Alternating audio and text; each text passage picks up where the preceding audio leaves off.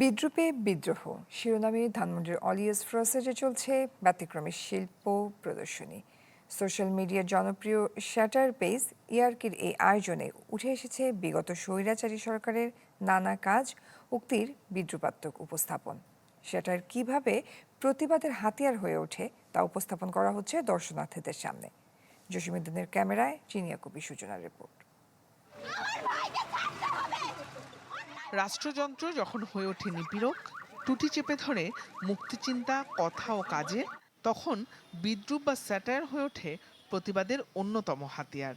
বিশ্বে এই হাতিয়ার যুগে যুগে অচলায়তন ভাঙতে রেখেছে তাৎপর্যপূর্ণ ভূমিকা, যেমনটা দেখা গেছে জুলাইয়ে মনসুন রেভলিউশনে কিংবা ৭১-এ বাংলাদেশের অভ্যুদয়েও।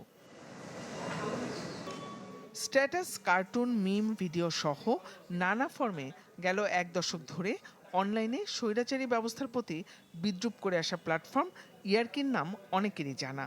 ইয়ার্কি রাজধানীর অলিয়াস ফ্রসেজে বিদ্রূপে বিদ্রোহ নামে আয়োজন করেছে বিশেষ প্রদর্শনীর। এতে গত স্বৈরাচারী আমলে জনমানুষের কথা, আলোচিত উক্তি, বিদ্রূপাত্মক নিদর্শন উপস্থাপন করা হয়েছে নতুনভাবে। গেল বছর যে বিদ্রোহটা হলো, গণ অভ্যুত্থান হলো, সেটা আসলে শুধুমাত্র চোখ চেয়ে দেখার বিষয় না, এটা আসলে একটা অনুভূতির বিষয়, ছুঁয়ে দেখার বিষয় এবং হাতে কলমে জিনিসটার মধ্যে দিয়ে যাওয়ার বিষয়। আমরা আসলে সেই আয়োজনটা রাখার চেষ্টা করেছি যেন মানুষ কিছুটা হলেও সেই সময়টা একটু হলেও ফিরে যান। RICL TMX, যুগের পর যুগ স্থাপনা থাকে মজবুত।